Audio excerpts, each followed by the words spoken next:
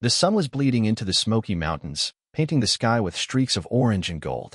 I hammered the last nail into the fence post, the sharp thwack echoing across the farm. My hands ached, calloused from years of keeping this place alive since Mom and Dad passed. The air was crisp, late autumn biting at my knuckles, and the leaves rustled in the breeze, a soft whisper against the quiet. I wiped sweat from my brow and glanced at Sonny, my golden retriever, sprawled near the barn. His golden coat caught the fading light, and his ears twitched like he was listening to something I couldn't hear. "Ready to call it a day, boy?" I asked, tossing the hammer into the toolbox.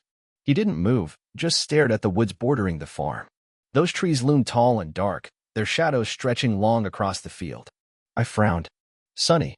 He bolted upright, ears perked, eyes locked on the tree line. Before I could say another word, he took off, paws pounding the earth, a blur of gold against the dusk. "Sonny, get back here," I shouted, but he didn't even flinch. My stomach twisted. He never ran off like that, not without a reason. I dropped the toolbox and sprinted after him, my boots kicking up dirt. The wood swallowed him fast, branches snapping under his weight. "Sonny, damn it." My voice cracked as I pushed through the underbrush, thorns snagging my jeans. The air grew colder here, heavy with the scent of pine and damp earth. My heart hammered, part anger, part worry. He'd been my shadow since I was 16, the one steady thing after the world fell apart. If something happened to him. A sharp bark cut through the silence. I stumbled into a clearing, my breath fogging in the chill. There he was, under an old oak, nosing at something on the ground. "What the hell, boy?" I panted, closing the gap. He didn't look up, just kept pawing at a battered cardboard box, half sunk into the mud. It was small, the kind you'd toss groceries in, edges frayed and soggy. "Sonny, move." I nudged him aside, kneeling to get a better look. His whine stopped me cold, a low, mournful sound I'd never heard from him before. My hands hesitated over the box, a shiver crawling up my spine. Something was wrong. I peeled back the flap. A tiny face stared up at me. Pale, fragile, almost blue around the edges. A baby. A girl, no more than a few weeks old, bundled in a thin, ragged blanket that barely covered her.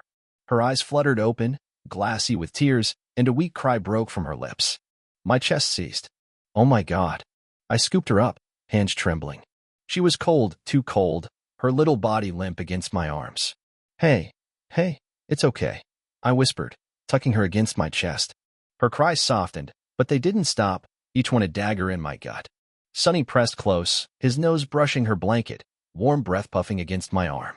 His brown eyes met mine, wide and urgent, like he was begging me to fix this. "Who did this to you?" I murmured, rocking her gently. The clearing was dead quiet, no birds, no wind, just the weight of her in my arms and Sonny's soft whimpers. I scanned the woods, half expecting someone to step out, to explain this nightmare. Nothing. Just shadows and silence. My mind raced. She couldn't have been here long hours, maybe less. The blanket was damp, her skin icy, but she was alive. Barely. I pulled my jacket off and wrapped it around her, cradling her tighter. "We've got to get you warm, little one." My voice shook, but I forced it steady. She needed me to be steady. Sonny nudged my leg, a quiet bark snapping me out of it. "Right. Home. Now." I stood, legs wobbly, and started back through the woods. He stayed right beside me, his ears swiveling, like he was guarding us from whatever hid in the dark. The farm wasn't far, a half-mile, maybe, but every step felt like a mile with her tiny weight against me. Her cries faded to whimpers, and I prayed it wasn't a bad sign. The house came into view, its porch light flickering through the dusk. I kicked the door open, not bothering to knock the mud off my boots, and rushed inside. "Hang on, sweetheart," I said, laying her on the couch. Sonny bounded in after me, pacing circles around the room, his tail low. I grabbed every blanket I could find, Mom's old quilt, a throw from the armchair, and piled them over her, rubbing her arms to get the blood moving. Her breathing was shallow, but it was there. I fumbled for my phone, hands still shaking, and dialed Sheriff Dan Hayes. He picked up on the second ring, his gruff voice cutting through the static. "Sophie? What's wrong?" "Dan, I need you here. Now." My words tumbled out too fast. "Sonny found a baby in the woods. She's cold, Dan. I don't know if she's gonna make it." A pause. Then, "Jesus. I'm on my way. Don't move her too much, keep her warm." 10 minutes. The line clicked dead. I sank onto the floor beside the couch, my hand resting on her tiny chest. It rose and fell, faint but steady. Sonny flopped down next to me, his head on my knee, eyes fixed on the baby. "You did good, boy," I whispered, scratching behind his ears. His tail thumped once, but he didn't look away from her. The clock ticked too loud, each second stretching into forever. I kept talking to her, to myself, to keep the panic at bay. "You're safe now, okay? We've got you. Me and Sonny, we're not letting anything happen to you." Her eyes opened again, just a sliver, and I swear she saw me. Not just looked, saw. A promise locked into place right then, deep in my bones. I'd protect her, no matter what. Headlights flashed through the window, tires crunching gravel. Dan was here. I stood, brushing tears I hadn't noticed off my cheeks. Sonny barked once, sharp and alert, as boots hit the porch. The doors swung open, and Dan filled the frame, broad shoulders, graying beard, eyes sharp with worry. "Where is she?" he asked, stepping inside. I pointed to the couch, and he crossed the room in 3 strides, kneeling beside her. "Christ, Sophie, how long was she out there?" "I don't know. Sonny found her maybe 20 minutes ago. She's freezing, but she's breathing." My voice cracked. "Who does this, Dan? Who leaves a baby in the woods?" He didn't answer, just pulled a notepad from his jacket and started scribbling. "We'll figure that out. First, we need to get her to a doctor. You got a car seat?" "No, but I'll hold her. I'm not letting her out of my sight." I scooped her up again, blankets and all. Sonny stood too, pressing against my leg like he was ready to follow. Dan nodded, already heading for the door. "Let's move. I'll call ahead to the clinic in Willow Creek." He glanced at Sonny, then back at me. "That dog of yours, he's something else." "Yeah," I said, clutching the baby tighter as we stepped into the night. "He is." The truck roared to life, and we peeled out of the driveway, Sonny's golden head poking out the window. I held her close, her little breaths warming my chest, and whispered, "You're gonna be okay, little one. I promise." But in the back of my mind, a question gnawed. Who abandoned you, and why? The truck rattled down the dirt road, gravel spitting under the tires. I clutched the baby to my chest, her tiny body swaddled in Mom's quilt, her breaths faint against my skin. Sonny sat shotgun, his golden head craned toward me, eyes darting between the bundle in my arms and the dark beyond the windshield. Dan gripped the wheel, his knuckles white, jaw set like he was chewing on something he couldn't spit out. "Clinic's 5 minutes out," he said, voice low and tight. "Doc Miller's waiting." "How's she holding up?" I pressed my palm to her chest, feeling the flutter of her heartbeat. "Weak, but there. She's still with us." "Barely." My throat burned, words scraping out. "Come on, little one, stay with me." Sonny whined, pawing the seat, his tail tucked low. I reached over, brushing his fur with my free hand. "I know, boy. I'm scared too. He'd been with me through everything, Dad's heart attack, Mom's slow fade after. Nights I'd sobbed into his coat. He just sat there, warm and steady. Now he was here again, like he knew this was bigger than us." Dan flicked on the high beams, the smoky mountains looming black against the night sky. "You said Sonny found her in a box?" "Yeah. Cardboard, half-soaked. Under an oak in the clearing off the East Trail." I swallowed hard, picturing it, her alone, abandoned. "Who does that, Dan?" "Someone desperate," he muttered, eyes on the road. "Or worse." The truck lurched as we hit pavement, Willow Creek's lights blinking into view. The clinic was a squat brick building on the edge of town, its sign flickering in the dark. Dan screeched into the lot, slamming the brakes. "Let's move." I kicked the door open, Sonny leaping out beside me, and ran for the entrance. Doc Miller met us at the door, gray hair wild, stethoscope dangling. "Sheriff called. Bring her in, quick." He led us to a sterile room, the fluorescent lights harsh against my eyes. I laid her on the exam table, peeling back the quilt. Her cries were gone now, just shallow breaths, her lips tinged blue. Sonny pressed against my leg, trembling, like he could feel her slipping. Doc's hands moved fast, checking her pulse, her temp. Hypothermia set in. "She's dehydrated too." "How long was she out there?" "Don't know," I said, voice cracking. Sonny found her 20, maybe 30 minutes before Dan got to the farm. He nodded, hooking her up to a tiny 4. "She's lucky you got her when you did." "Few more hours." He didn't finish, just kept working. I clenched my fists, nails biting my palms. Few more hours, and she'd be gone. The thought punched a hole in me. Dan scribbled in his notepad, hovering near the door. "Sophie, I need details. Anything you saw, sounds, tracks, anything." I shook my head, eyes locked on the baby. Just the box. No one around. Sonny bolted straight for her, like he knew. My voice dropped. He knew Dan. He glanced at Sonny, who who hadn't budged from my side, ears perked like he was still listening for something. That dog's got a nose for trouble. We'll check the spot at first light. For now, she's the priority. Doc Miller straightened, wiping his hands. She's stabilizing. Warming up slow, but she'll pull through. Tough little thing. He gave me a thin smile. You can breathe now, Sophie. I exhaled, shaky, tears pricking my eyes. Thanks, document. I brushed a finger over her cheek, warmer now, pink creeping in. Sonny nudged my hand, licking it once, like he was saying we did it. Dan's radio crackled, but he silenced it. I'll stay till she's clear, then head back to the station. You staying? Yeah, I said, no hesitation. I'm not leaving her. He nodded, stepping out to call it in. Doc brought a chair, and I sank into it, Sonny curling up at my feet. The room hummed, machines beeping, heat kicking on, but all I heard was her breathing, stronger now. I leaned close, whispering, "You're safe, sweetheart. We've got you." Hours blurred. Doc checked her vitals every 20 minutes, muttering updates. Stable. Improving. Around midnight, he draped a fresh blanket over her. She's out of the woods. Needs rest, fluids. We'll move her to the hospital in Knoxville tomorrow for a full workup. I nodded, too drained to speak. Sonny's head rested on my knee, his warmth grounding me. I kept seeing that box in my mind, alone in the dark, her cries unheard until Sonny found her. My chest ached with it. Dan came back, coffee in hand, looking like he'd aged a decade. Hospital's set. Social services will meet us there tomorrow. But Sophie, he paused, I serious. This wasn't an accident. Someone left her there on purpose. I stared at him, the words sinking in like lead. You think they wanted her gone? Or found, he said grimly. Either way, it's a crime. I'm opening a case. You okay with that? Damn right I am. My voice hardened. Whoever did this, they don't get to walk away. He scribbled again, then looked at Sonny. Your dog's the hero here. If he hadn't run off. I know. I scratched Sonny's ears, his tail thumping softly. He's always had a way of knowing what I need before I do. Dan grunted, almost a laugh.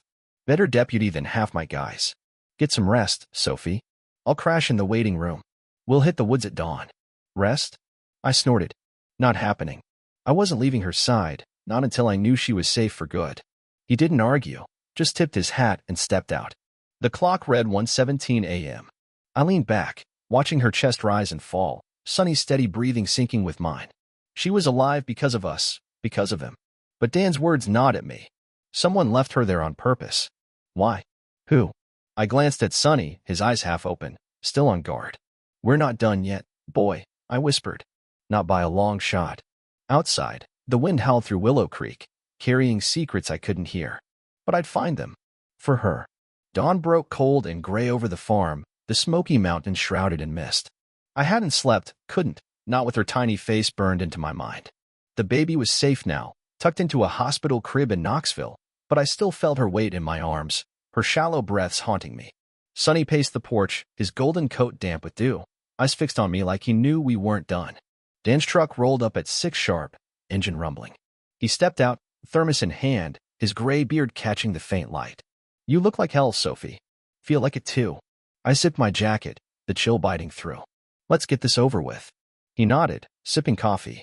Hospital says she's stable. Social services is with her. We've got a window to check the woods before I file the report. Sonny barked once, sharp, like he was agreeing. I grabbed a flashlight and a water bottle, clipping his leash to my belt, not that he'd wander far. Lead the way, boy. The east trail was a muddy slog, leaves crunching underfoot. Sonny trotted ahead, nose low, tail stiff. He remembered the path, every twist and turn, like it was etched into him. Dan followed, boots heavy, his flashlight cutting through the haze. You sure he knows where he's going? He found her, didn't he? I shot back, sharper than I meant. Dan just grunted. The clearing came up fast, too fast. That old oak stood like a sentinel, gnarled branches clawing the sky. The cardboard box was still there, half collapsed in the mud, a pitiful grave marker. Sonny circled it, sniffing hard, then froze, ears perked toward the trees. A low growl rumbled in his throat. What is it, boy? I crouched beside him, my hand on his back. His fur bristled, eyes locked on the shadows. My pulse kicked up. Dan, he's got something. Dan swung his light over, stepping closer. Tracks, tire marks, deep ones. He knelt, tracing the ruts with a gloved hand. Old truck, worn treads. Stopped here, then peeled out that way. He pointed north toward the ridge. I squinted at the ground. The mud was churned, leaves scattered like someone had been in a hurry. You think they dumped her and ran? Looks that way.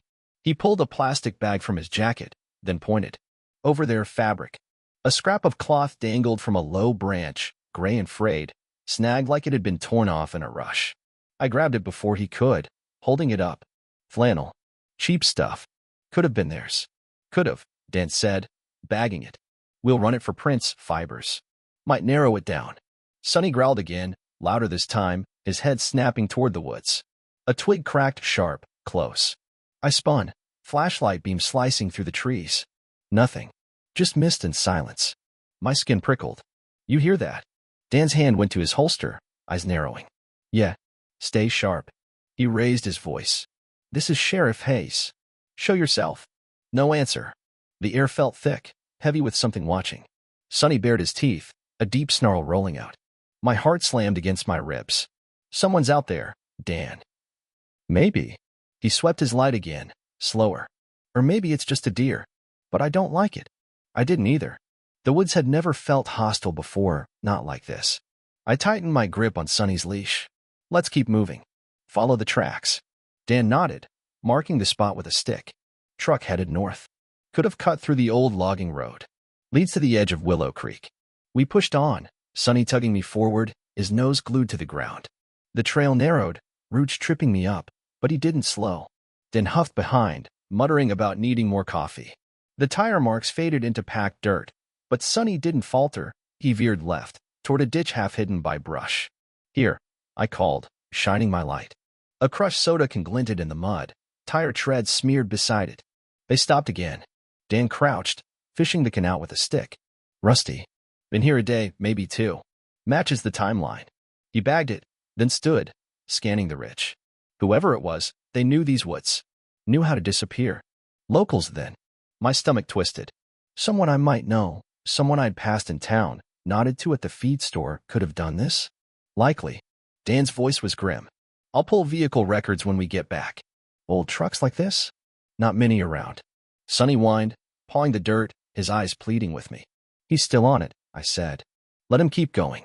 Dan hesitated, then shrugged. Fine, but we're not wandering all day. I've got a case to build. We followed Sonny another 100 yards, the woods growing denser, the air colder. He stopped at a stream, water gurgling over rocks, and sat, staring across. The tracks were gone, washed out or lost, but his ears stayed up, listening.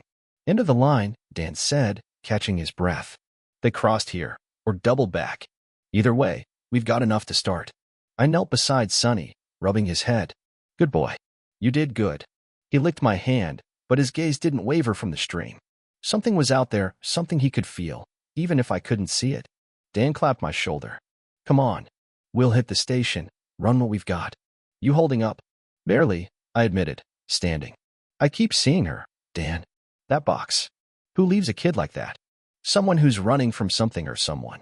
He turned back toward the clearing. We'll find them. Promise. I nodded, but my gut churned. Sonny stayed close as we retraced our steps, his tail low, like he didn't trust the quiet. The scrap of flannel burned a hole in my mind, gray, rough, a piece of whoever did this. I pictured hands ripping it free, tires spinning in the mud, a desperate escape. Wire. Why here? Back at the truck, Dan tossed his gear in the bed. I'll drop you at the farm, then head to the station. You sure you don't want to come? No. I need to check on the place. Feed the chickens. Clear my head. I climbed in, Sonny hopping up beside me. Call me if you find anything. Will do. He started the engine, the rumble cutting through the stillness. And Sophie, keep that dog close. He's got a nose for this. I scratched Sonny's ears, his warmth steadying me. Always do. As we pulled away, the woods watched us go, shadows stretching long and dark. The baby was safe, but the fight wasn't over. Not yet. Sonny's growl echoed in my head, a warning I couldn't shake. Whoever left her, they were still out there. And we'd find them. The sun hung low over Willow Creek, casting long shadows across the cracked asphalt. Dan's truck bounced down a rutted lane on the town's edge, engine growling like it was as pissed as I was. Sonny sat between us, his golden fur brushing my arm, ears up and alert. My hands clenched in my lap, the scrap of flannel from the woods searing a hole in my mind. Dan had traced the tire tracks to a beat-up Ford registered to Jake Morris, a logger who lived out here, away from prying eyes. The name didn't ring bells, but the thought he might have left her my baby in that box twisted my gut. "You sure about this, Sophie?" Dan asked, eyes flicking to me. "Could get ugly." "I'm sure." My voice was steel. "Sonny found her. I'm seeing this through." He nodded, pulling up to his sagging cabin surrounded by stacks of cut timber. The place reeked of neglect, peeling paint, rusted tools scattered like bones. A dented pickup sat in the yard, tires caked with mud that matched the tracks we'd found. Sonny growled low, hackles rising, as Dan cut the engine. "Stay close," he said, hand resting on his holster. "And keep that dog on a leash." I clipped Sonny's lead, but he strained against it, eyes locked on the cabin. "Easy, boy," I murmured, stepping out. The air smelled of pine and gasoline, thick with tension. Dan strode ahead, boots crunching gravel, and banged on the door. "Jake Morris." "Sheriff Hayes." "Open up." Silence. Then a shuffle inside, quick, panicked. The door creaked open, and a man peered out. Mid-30s, wiry, with a scruffy beard and hollow eyes that darted between us. "What's this about?" His voice was rough, like he'd smoked a pack already today. "We need to talk," Dan said, firm. "About a baby left in the woods off the East Trail. Your truck's a match." Jake's face tightened, but he forced a laugh. "You're crazy. I don't know nothing about no baby." Sonny barked, sharp, fierce, lunging forward until the leash snapped taut. I gripped it harder, my pulse racing. "He doesn't believe you," I said, stepping closer. "Neither do I." Jake's eyes narrowed, flicking to Sonny, then me. "Get that mud off my property. Not till you explain this." Dan held up the bagged flannel scrap. "Found it where she was dumped. Looks like it came off a shirt yours, maybe." Jake flinched, just a twitch, but I caught it. "Don't mean nothing," he muttered, crossing his arms. "I'm in those woods all the time. Logging. You got no proof." "Then you won't mind us checking your truck," I said, voice cold. Sonny growled again, teeth bared, like he could smell the lie. Jake's jaw clenched. "You got a warrant?" "Don't need one if you're clean," Dan shot back, stepping forward. "Let's make this easy, Jake. Talk, or we dig deeper." For a second, I thought he'd bolt. His stance shifted, eyes wild. But then he slumped, shoulders sagging like the fight drained out of him. "Fine," he rasped. "It's mine. The truck, the shirt." "But I didn't," he stopped, swallowing hard. "Didn't what?" I snapped, heat rising in my chest. "Didn't leave a baby to die?" "Because that's what happened, Jake. She was freezing, alone, in a damn box." Sonny barked again, loud enough to echo off the trees. Jake flinched, hands trembling. "I didn't mean.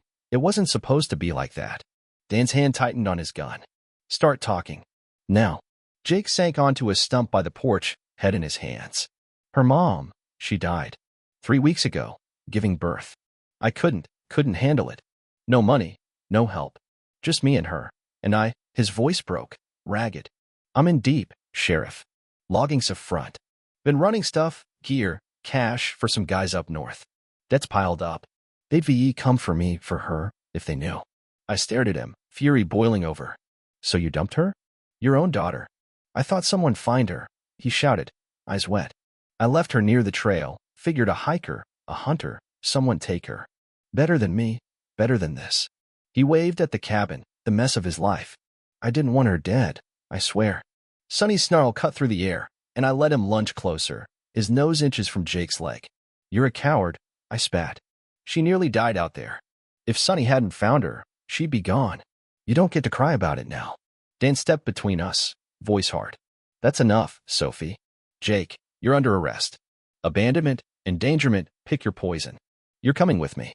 Jake didn't resist, just nodded, tears streaking his dirt-streaked face. "I'm sorry. I messed up.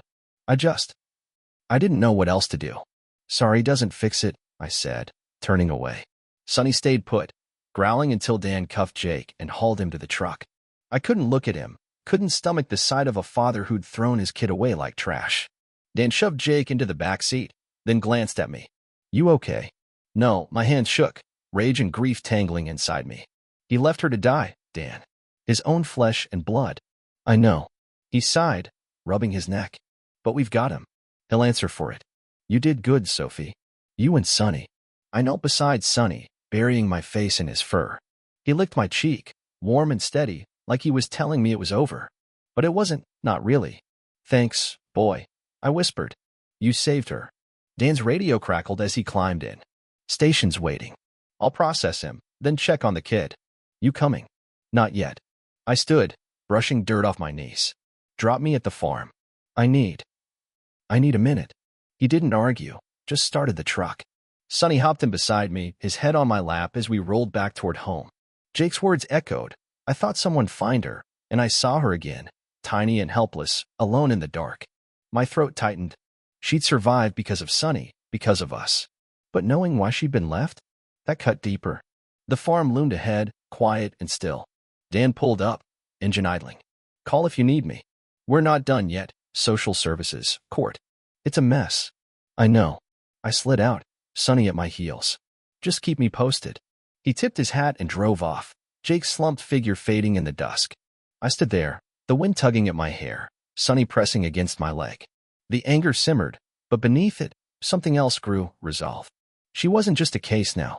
She was mine to protect, even if I didn't know her name. Let's go, boy, I said, heading for the house. We've got work to do. The mystery was cracked open, but the fight for her, for justice, was just beginning. The farm was quiet when I got back, the kind of stillness that presses on your chest. Dusk painted the Smoky Mountains purple, the air sharp with autumn's bite. Sonny trotted beside me, his golden coat catching the last light, tail wagging slow like he knew we'd won something and lost something too. Jake's confession rattled in my head, his tears, his excuses. I'd wanted to hate him clean through, but the pity crept in anyway, sour and heavy. He'd left her, yeah, but she was alive. Because of us. I sank onto the porch steps, Sonny flopping down with a huff. His head nudged my knee, warm and solid, and I scratched his ears. You're the best thing I've got, you know that? He licked my hand, eyes soft, like he was saying we're in this together. Always had been. The phone buzzed in my pocket, Dan. I answered fast. Yeah, Jake's booked, he said, voice rough from a long day. Charged with child endangerment, abandonment. He's not fighting it, pleading guilty. Says he wants her to have a better life than he could give. I snorted. Little late for that.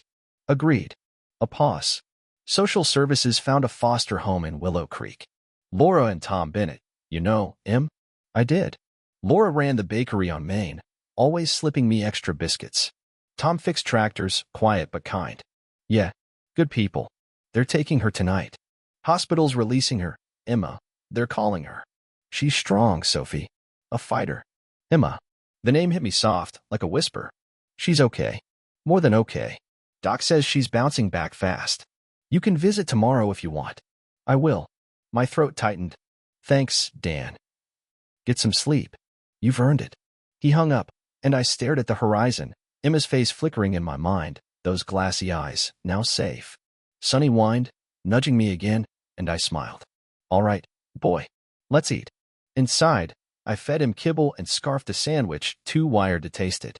Sleep didn't come easy. Every creak of the house sounded like her cries. Every shadow felt like the woods closing in. But when I finally drifted off, Sonny curled up at my feet. It was dreamless. A small mercy. Morning broke bright, the kind of clear that stings your eyes. I drove to Willow Creek, Sonny riding shotgun, his nose pressed to the cracked window. The Bennett's place was a tidy ranch house off Oak Street, flower boxes spilling color even this late in the year.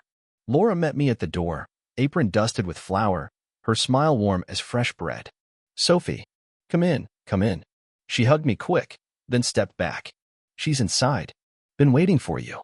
My boots thudded on the hardwood as I followed her, Sonny's tags jingling behind me. The living room smelled of cinnamon and clean laundry, a stark shift from the clinic's antiseptic bite. And there she was, Emma propped in a cushioned bassinet, wrapped in a yellow blanket. Her cheeks were pink now, eyes wide and curious, tracking me as I knelt beside her. Hey, little one, I whispered, brushing her tiny hand. She grabbed my finger, grip surprisingly strong, and my heart stuttered. Sonny eased closer, sniffing her gently, then sat back with a soft huff, like he approved. She's a wonder, Laura said, hovering nearby. Slept through the night, took her bottle like a champ. Tom's already smitten, keeps calling her his little sunshine. I smiled, eyes stinging. She deserves that. Sunshine. Laura nodded, her gaze softening. Then told us what happened, how you and Sonny found her. I can't imagine, she trailed off, shaking her head. You saved her, Sophie. Sonny did. I scratched his head, his tail thumping the floor. I just followed. Don't sell yourself short. She squeezed my shoulder. You're welcome here anytime. We want you in her life. She needs folks who fought for her. The words settled deep, a promise I hadn't known I needed. I like that. Tom lumbered in, a burly guy with a gentle grin, wiping grease off his hands. Dog's a hero, huh? He nodded at Sonny. Ought to get him a medal. Or a steak, I said, and he chuckled. We sat for a while, coffee, small talk, Emma cooing between us. She smiled once, a quick flash, and it hit me like a punch. She was okay. Really okay. When I left, Laura pressed a bag of biscuits into my hands, and Tom waved from the porch. Sonny bounded to the truck, but I lingered, glancing back at that little house glowing with life. The drive home was quiet, just the hum of the engine and Sonny's steady breathing. My mind replayed it all, the box, the woods, Jake's broken voice. It wasn't over, not legally. Court dates loomed, statements to give. But Emma? She was free of it. She had Laura and Tom, a home, a shot at something good.